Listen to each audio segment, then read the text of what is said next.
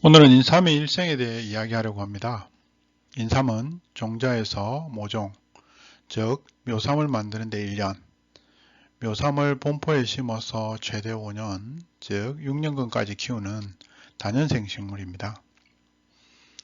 인삼의 일생을 어디에서부터 설명을 드리는 것이 좋을까 고민했습니다만 다른 농산물을 이야기할 때와 같이 종자부터 이야기하겠습니다. 그림의 1단계에서 보시는 것은 개갑된 종자입니다. 종자 앞에 붙은 개갑이라는 단어가 특별해 보입니다. 개갑이라는 단어를 쉽게 설명하면 갑옷을 연다 또는 갑옷을 벗는다고 이해를 하시면 될 것 같습니다. 인삼 종자는 4년근 이상의 인삼이 6단계 결실에서 얻는 진생베리의 과육을 벗기면 나옵니다만 이것을 바로 심으면 갑옷처럼 단단한 종자의 외피 때문에 발화율이 아주 많이 낮아집니다.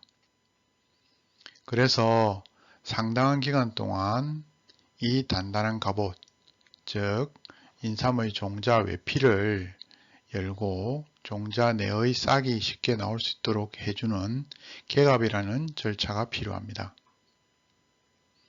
보통 개갑된 인삼 종자는 2단계의 묘삼포에 가을에 파종을 해서 겨울을 나고 다음 해에 싹이 나도록 하거나 개갑된 종자를 저온 저장고에 겨울 동안 보관했다가 봄에 파종해서 싹이 나도록 해 모종, 즉 묘삼으로 키웁니다. 이 묘삼이 가을이 되어 낙엽이 지고 7단계 내두가 생기면 이것을 가을에 본포에 심어 밭에서 겨울을 나고 다음 해에 3단계 출하가 생기도록 하거나 가을에 수확한 묘삼을 저온 저장고에 넣어서 겨울과 같은 환경으로 보관했다가 봄에 심어서 3단계 출하가 생기도록 합니다. 여기서 가을에 낙엽이 지고 내두가 생긴 묘삼을 가을에 본포에 심어 밭에서 겨울을 나게 하거나 저온 저장고에 넣어 겨울과 같은 환경으로 보관하는 이유는 봄, 여름, 가을까지 열심히 일한 인삼에게 다음해 봄에 힘차게 싹을 낼 수 있는 힘을 주기 위한 것입니다. 물론 그 안에는 복잡한 식물의 화학적 작용이 있겠습니다만은 그것까지 이해할 필요는 없고 봄, 여름, 가을 성장을 위해 열심히 일한 인삼이 겨울에 내년 봄을 위해 휴식을 위해 잠이 든다고 생각하시면 될 것 같습니다. 그래서 이렇게 인삼이 겨울 동안 잠이 드는 것을 휴면이라고도 합니다. 예전에는 이 휴면을 대부분 밭에서 진행했습니다만 요즘 인삼 수경 재배가 보급되면서 저온 저장고에서 겨울 환경으로 관리를 해서 휴면 기간을 조절하는 경우도 많습니다. 이렇게 휴면을 거친 인삼은 봄에 힘차게 3단계 출하를 하고 4단계 전엽을 합니다. 3단계 출하는 싹이 나온다는 뜻이고 4단계 전엽은 나온 싹이 성장해서 잎이 펴진다는 뜻입니다. 그리고 잎이 펴지는 4단계 전엽이 지나면 인삼잎에서 본격적으로 광합성을 하고 생장을 하게 됩니다.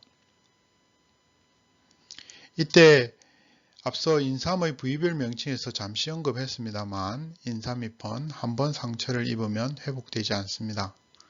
그래서 3단계 출하와 4단계 전엽 그리고 5단계 생육에서 잎 관리가 무척 중요합니다. 이렇게 꾸준히 성장을 하면 꽃대에서 꽃이 피고 열매를 맺는 6단계 결실이 이루어집니다. 이건 역시 인삼의 부위별 명칭에서 잠시 언급했습니다만 뿌리 성장을 돕기 위해 꽃대를 제거하는 경우에는 열매를 볼 수 없습니다.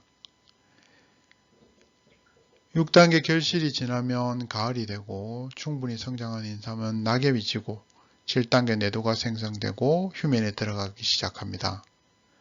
3단계 출하에서 7단계 내도 형성 휴면 과정이 4번 정도 반복되면 최종적으로 6년간 인삼을 수확할 수 있습니다.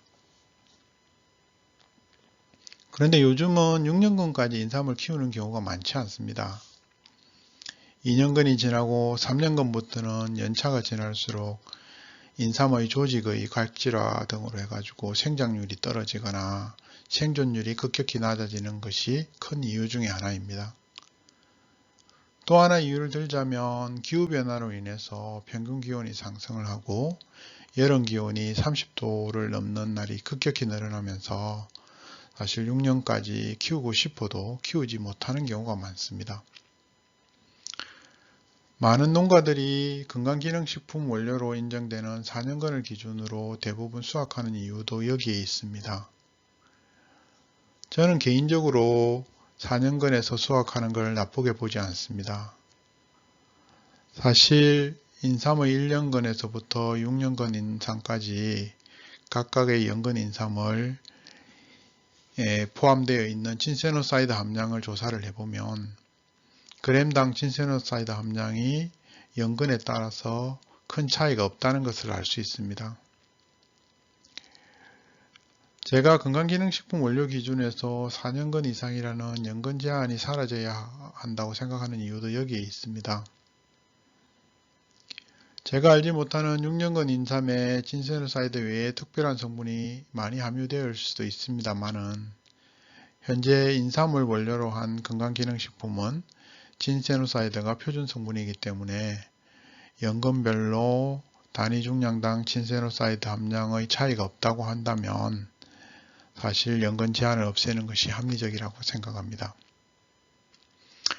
이상으로 인삼의 일생을 살펴보았습니다. 종자에서 발화하고 전엽이 되고 성장해서 묘삼이 되고 묘삼이 가을이 되어 낙엽이 지고 내두가 만들어지고 내두가 겨울에 충분히 휴면을 하고 봄에 출하하고 전엽해서 생장하고 그것이 가을 결실기에 낙엽이 지고 내두가 만들어지고 이것이 다시 겨울에 휴면을 하는 과정이 반복되는 것이 인삼의 일생입니다. 머릿속에 한번 떠올려 보시면 인삼의 일생이 그려질 것이라고 생각이 됩니다.